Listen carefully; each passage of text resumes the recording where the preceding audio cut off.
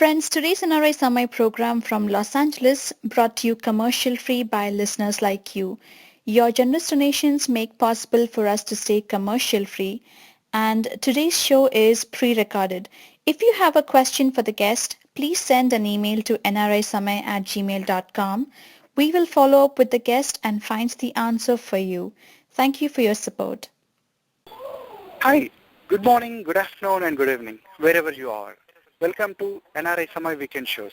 Like every weekend, this weekend is also no exception in bringing an unheard story. So this week we are going to talk to Mrs. Karpagam from Coimbatore, Tamil Nadu, who has been relentlessly working on planting the trees and motivating the children to be part of that such a great campaign. And Mrs. Karpagam ji, thanks a lot for spending your valuable time with us. Welcome to our NRI Samay Weekend Show. Good morning and vanakkam everybody. I am Mrs. Karpagam from Coimbatore, Tamil Nadu, India. Yeah, thank you, ma'am. So, ma'am, it looks like you have been working on this project for a long time. So can you actually just give a brief information about how you actually started this and how you actually got into this planting the trees? Yeah, sure. We began this, our movement is called Oli Awareness Movement. Oli in Tamil means light. So we are trying to spread a sort of light, some awakening in the minds of the public regarding environment preservation, conservation, and cleanliness, hygiene, greenery, etc. So we began this movement in 2009. It was a movement started by 7 of us. So myself and 7 of my friends, we thought, why don't we streamline our city's garbage collection and improve our greenery. So we sat together, discussed things, and 7 of us, we started this movement in 2009. We approached the corporation, the forest department in our city, and we spoke to the public. We went from door to door campaigning and talking to them about the necessity of greenery and hygiene. And with everybody's help, this movement was launched in 2009. And for the past, 2004, it was begun in 2004. For the past 9 years, we have been carrying it on successfully in Coimbatore. So how is the response from the Coimbatore citizens? How they are cooperating to this project? Because this is, at the end of the day, it's going to help the entire Coimbatore, right? So, are they actually cooperating and are they participating in this project, and are you able to see a larger movement? Yeah. When we began, our area is a prime area located in the heart of the city. So it is a complex area with residential complexes, commercial complexes, offices, and so many types of people, cosmopolitan. So people were rather skeptical when we began. They didn't want this change at all. So I am ashamed to say, those days, we, including myself, we used to tie the garbage in a polythene bag and throw it onto the street. Even I did the same thing. So we had no other go. The corporation was also did not have the infrastructure to collect or handle it properly. So one day I thought, why this shameful attitude among us? So I spoke to each and every house. So our area being a prime area, it was very difficult to bring about this change. People did not want to cooperate at all. They laughed at us. But there were some good Samaritans who said, no, we will help you, we will support you, in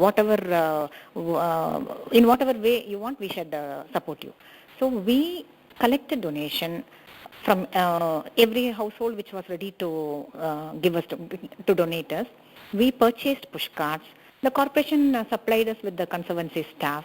So we actually took classes, orientation courses for the domestic helps here. They were not aware, we were not aware, then how could such illiterate people be aware of cleanliness? Everybody used to dump the garbage onto the streets, and the streets were, there were small hillocks of garbage everywhere in every street corner. So it was a huge task.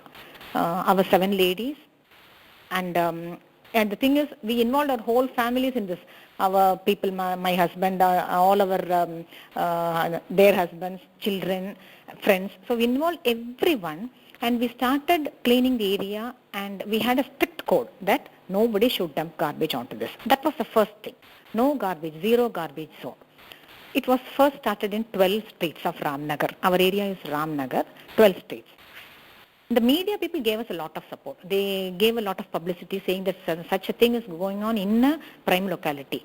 So seeing this, many people from other localities contacted us. So can you come and help us trying it in our zone, our area. So we carried on to the outskirts of Coimbatore, other areas wherever population is thick or population is low. And now entire Coimbatore has door-to-door collection of garbage. So there is no dumping of garbage onto the streets. In that way, I must say that we have been 100% successful in launching this project. So actually, who will be going and collecting that door-to-door garbage? Is it more like a municipal corporation people or volunteers from our OLI? No. It is the corporation has adequate staff. So we helped only with the push carts, garbage collecting carts. So it's more like you raise funds for the garbage collecting carts and teaching the people.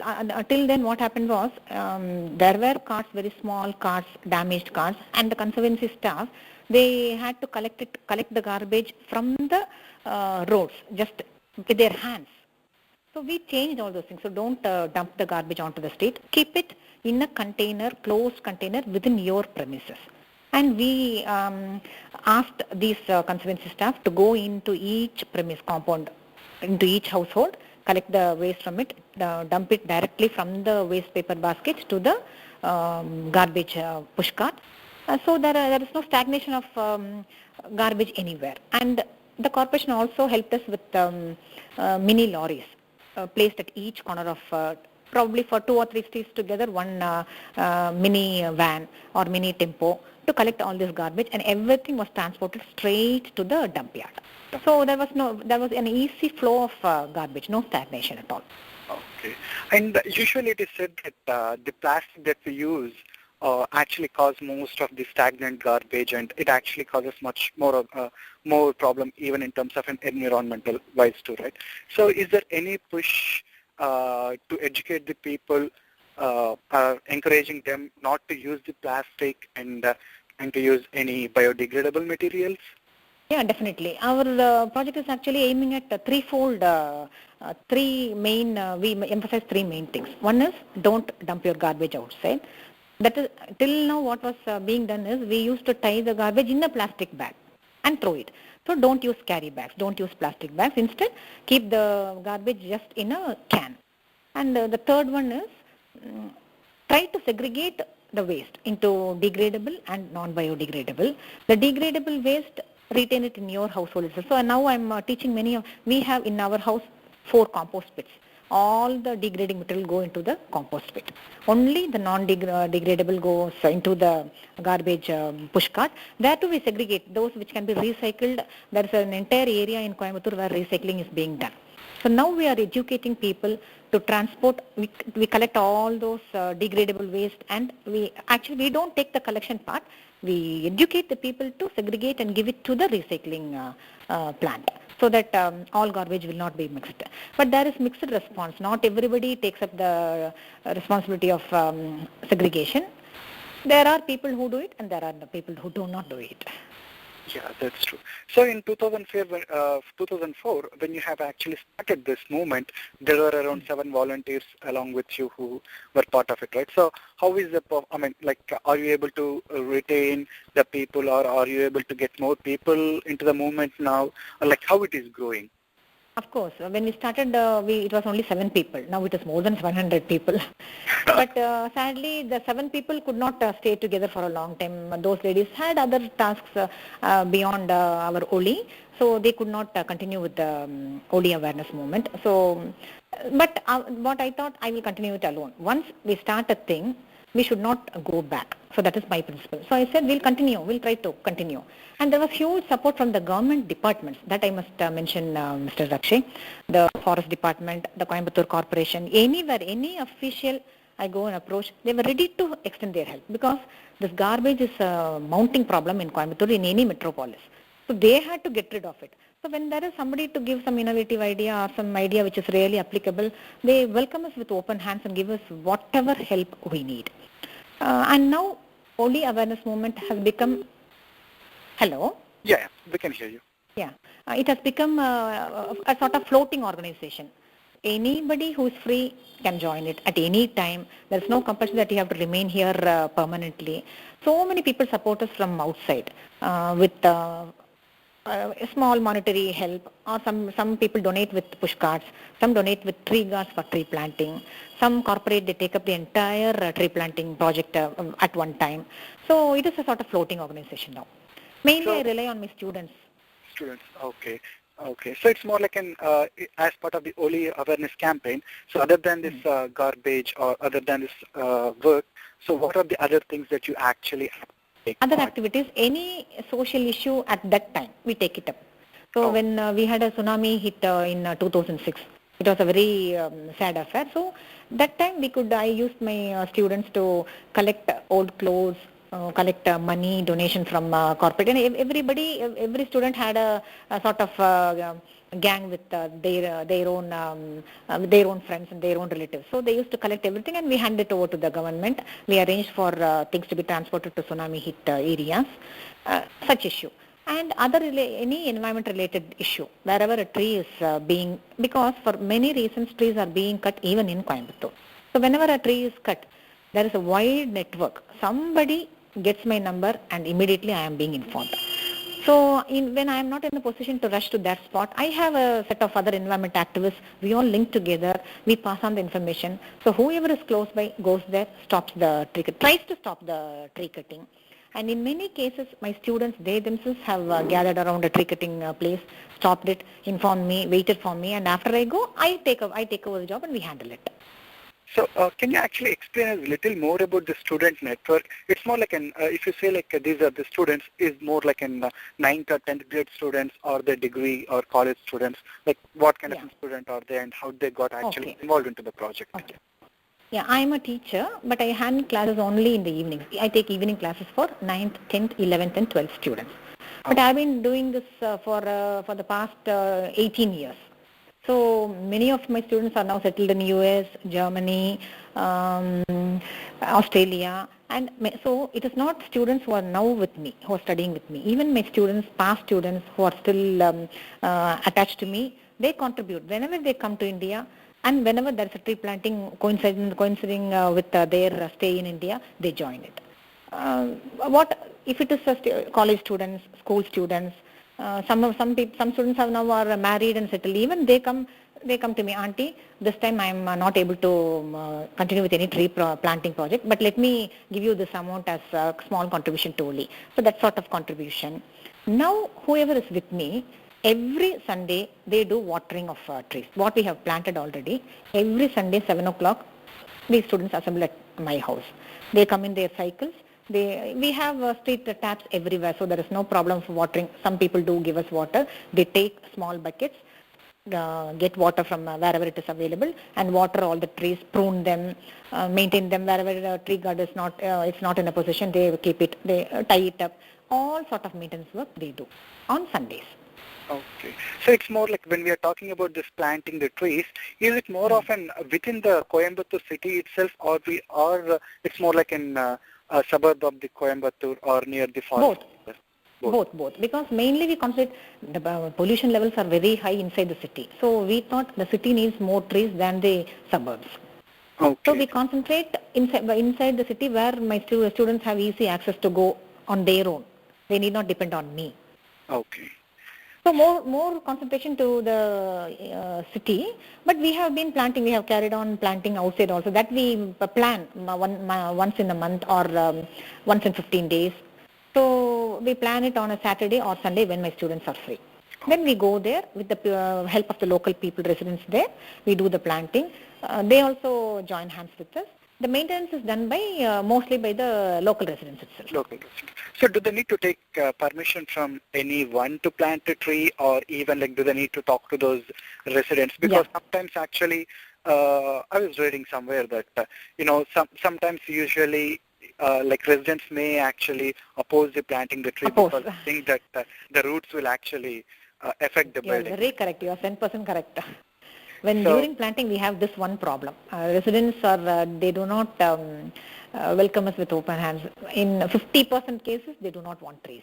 because as you said, the roots penetrate into their compound walls, they might damage, and some others, if it is a shop, if it is a commercial complex, definitely they will argue with me, it will block our name board, so please don't plant any tree here. Then we start lecturing them that I have trained my students to give a nice lecture about photosynthesis. So they do that very well because that is what I'm teaching science for them. So they give a talk about photosynthesis. I would like to tell you one thing. In a busy commercial area, we were doing a planting on one hot day in May. So you might imagine what a hot Indian summer would be. Yeah. So we were fagged out, and the pits we were digging were being closed immediately by the shop owners. They did not want trees, and I tried to convince them. One particular shop owner went on arguing with me. We do not want trees here, madam. How do I park my vehicle here? It will obstruct my neighborhood. You please take away. You don't plant trees here. So I spoke to him for more than 1 hour, telling him the necessity of trees, photosynthesis, oxygen, this and that and everything. After 1 hour, I was tired, but somehow he was 50% convinced. And he agreed to plant a tree. I planted a neem tree. And I don't leave the planting after that. I just don't remain idle. Every day I go and supervise. I check whether the tree is alive there. So after a week when I went there, the same person who said no to trees invited me into his shop and told me, madam, really I'm happy now. So I am living in this area. Could you please arrange for 50 trees to be planted in my area? I was very happy, and I thought that if only I could convince each and every person like this, that would be 100% success of my campaigning. Friends, NRI Samay is a non-profit independent alternate media from Los Angeles, USA, which brings positive stories from grassroots activists from all corners of India and across the world. If you have any interesting episode you would like NRI Samay to cover, we will be happy to do so. NRI Samay would also like to encourage amateur journalists who have a flair for highlighting current events. You can be part of our citizen journalist team. You could cover an important event, interview victims of an atrocity, or document an inspirational story. The idea is to have a mix of experience throughout all parts of the world, preferably supported by an audio or a video clip of your story to be aired, which will be the curtain raiser. You can also submit your opinion articles on important topics to NRI Samay. We will be happy to put it on nrisamay.com in the opinion section. All your work will be credited only to you. And if you're interested, please send an email to nrisamay@gmail.com. That's very true. And actually, if we go little back, it's like you are basically a science teacher who have been teaching per se, by 2004 you have been teaching for say 10 years. And actually, what made you to get into this early awareness campaign, and what is your inspiration? Inspiration, long back when I was in college, I was inspired by Sundarlal Bahuguna and his Chipko movement. Okay. So that was the time when that movement was being organized in North India. So say no to cutting of trees. So Sundarlal Bahuguna was a source of inspiration. And later on, the Nobel laureate Wangari Maathai of Kenya, she influenced me. So I'll tell you to what a degree she influenced me. She was a person who was severely maltreated by the government of Kenya for her campaign towards greenery. But later on, she became the Environment Minister of Kenya. So such a strong and sturdy woman. And I was impressed by her. So I took up, I thought, why not? So when I started, it was a very small thing. I didn't have an idea that our movement will be growing to so great bounds, and it would cater to so many people of Coimbatore. So it was just our area, our street, 12 streets of Ramalingam, only that. We didn't plan beyond that. But the response, though people were skeptical initially, once their area became clean and green, they did realize that it was good for everybody. Then it was, it was no looking back at all. And I must be blessed by God, I should say. Dame Luck smiled throughout. So there was not a single hurdle. It went on very, very smoothly. Okay. So, now you have around 700 people in this early awareness campaign. So what are your future plans? How you are trying to take this up to the next level? What we have done is not enough. It is a very small percentage of contribution only. So we're expanding it further and further and further. So wherever we plant a tree, we put a name board on each tree guard. with my phone number. So seeing that phone number, many people have contacted me either about tree cutting or about need of planting in their area. So our next project is, we have chosen an area in Pothanur. It is in the outskirts of Coimbatore. So some ladies from there, they approached me. They asked me, could you come here and plant some trees for you? Already we have planted some 25 trees when they requested me. Now they want me to come there and teach them segregation and how to maintain a compost yard. I'm really happy with them. They do not want individual compost yards in their own premises. They want a common compost yard so that together, united, they will maintain it. They promise me we will all maintain it together. We will prepare compost. We can even sell it or we'll use it for our own plants and trees. So our next project is on December 25th. We have planned it to have it on December 25th. We are going to do it in Pothanur. It will cover an area of about 15 streets there, a whole colony. So probably you might have already spread all across the Coimbatore, right? By this time. Sure. That is it. And wherever people know me better, they call me Maram Vekkira in Tamil, which means, in English it means sister, the lady who plants trees. So I am popularly known here as, many people do not even know my name. Maram Vekkira, they know me. Oh, okay. That's so nice of them. Yeah. So, as you're trying to scale up the projects and everything, so how you try to generate the funds? Actually, you mentioned one way that your students actually try to donate the money, and that maybe the people who were benefited have been donating the money. But if someone, if any unknown person who actually knows about the story and knows about all this good work, if they want to contribute, what exactly they have to do? Like, do you have any registered? Our organization is not a registered one. Okay. Because there are not many grown-ups here. I am the only person, permanent member of this, permanent grown-up member of this organization. Others are merely students. Okay. So what I do is, if somebody wants, so that is an advantage also, because since I'm not a registered, it is not a registered, I need not answer, I'm not answerable to anybody. In most cases it is, I spend out of my pockets. Okay. So in that case, there is no question of clearing anybody's doubts at all.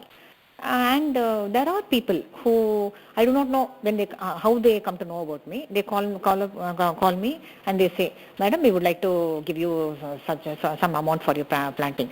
Once one professor from CIT College in Coimbatore, he called me. He told me, "Madam, I would like to contribute 1,000 rupees for your planting campaign." He just sent me a check. He got my address. He sent me a check. So there are people who give us sponsorship, and the corporate people, that is, those who know me personally very well, that this person will spend the entire money for this purpose only without wasting even a single paise, they call me, they give me funds.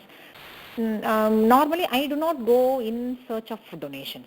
By God's grace, I am able to save at least rupees 2,000 a month for this planting purposes. So it goes on. There is no necessity to beg for donations. Donations do flow in from somewhere. Okay. Friends, NRI Samay is a non-profit independent alternate media from Los Angeles, USA, which brings positive stories from grassroots activists from all corners of India and across the world. NRI Samay does not rely on corporate funding and our shows are commercial free. We only rely on your donations. Corporate funded media is driven by the TRP rating and profits are blurring the distinction between news and entertainment. Why do our news channels talk so much about cricket, movies, accidents, popular figures' personal lives, babies of heroines, gossips, etc., while they should be covering the struggles of people, inequality in our society, rural issues, and border security issues? Why did our media raise some corruption crusaders to the sky on one day and shut them off completely when graft charges were raised on those corporate sponsors? Media relies so much on the corporate funding and government blessings that they cannot report independently. NRI Samay is different.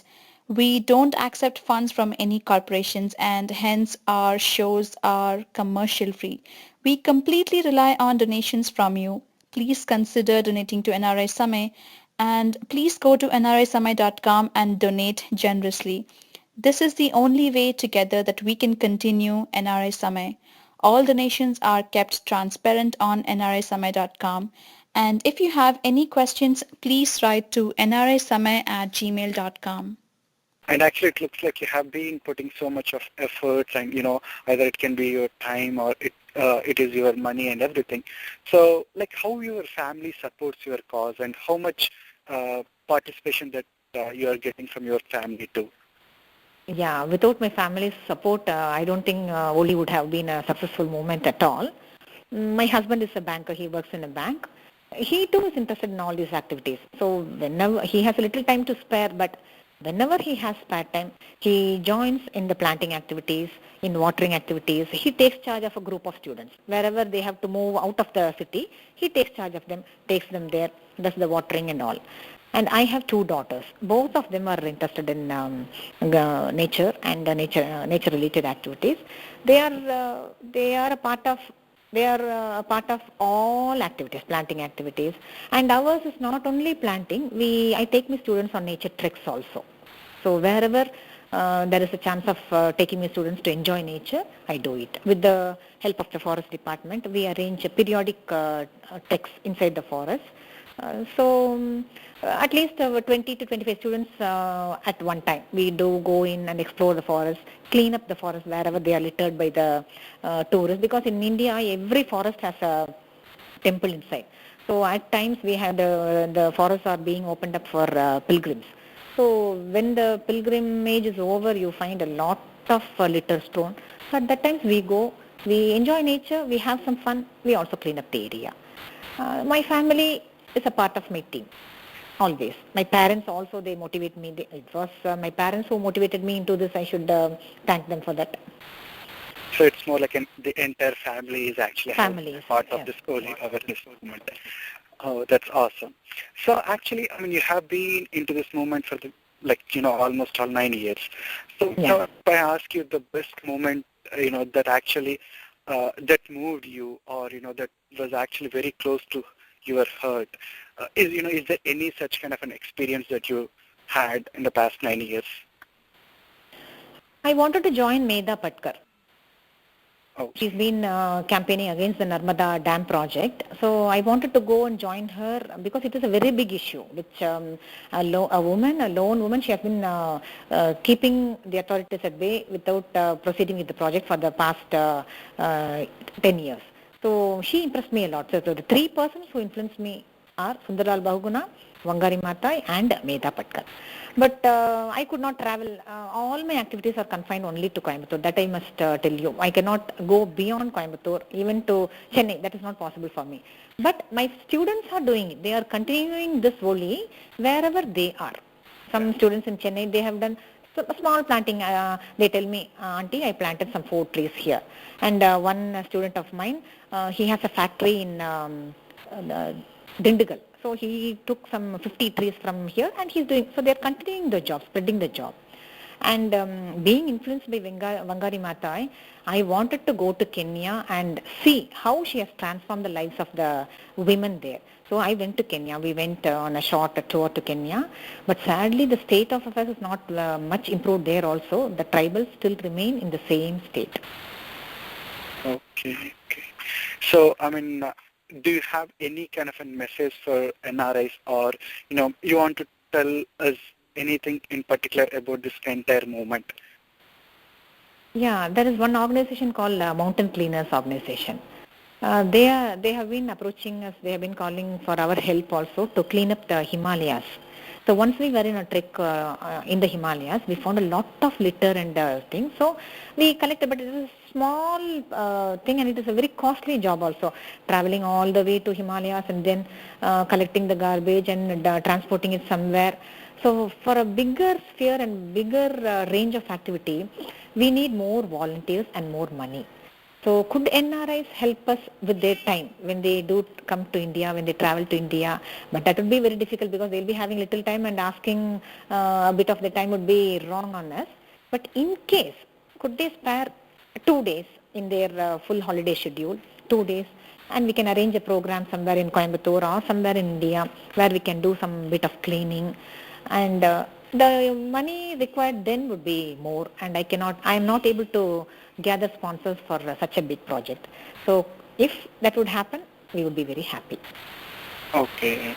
And Other than that, this interview itself is a sort of taking our work into other NRIs. So that when you see reading the Weekender interview, you approached me. So maybe this interview will connect me with still other people who are some other good Samaritans who would try to help us in any way they can. If anyone wants to reach out to you, so what is the best way, how they can contact you? How they can contact me? Like Anytime they can. They can either, should they email you or how they can approach you? We have a page, our Oli page. They can visit our Oli page. Okay. I am in Facebook also. They can reach me out in Facebook. You can give my number, my mail ID. Okay, that's fine. Shall I give my Oli Awareness page number? Oh yeah, sure, that would be. Page, it is Oli Awareness Movement, the Planet Redeemers. Oli Awareness Movement, the Planet Redeemers. Okay. We want to redeem the planet, a small bit of contribution towards it. So you can give my number, they can contact me in my number. The way, if we have will, there will be a way there. Yeah, that's true. That's very true. And it's really a pleasure talking to you, ma'am.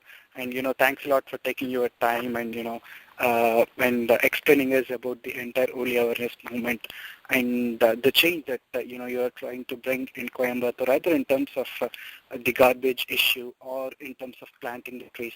That's really commendable.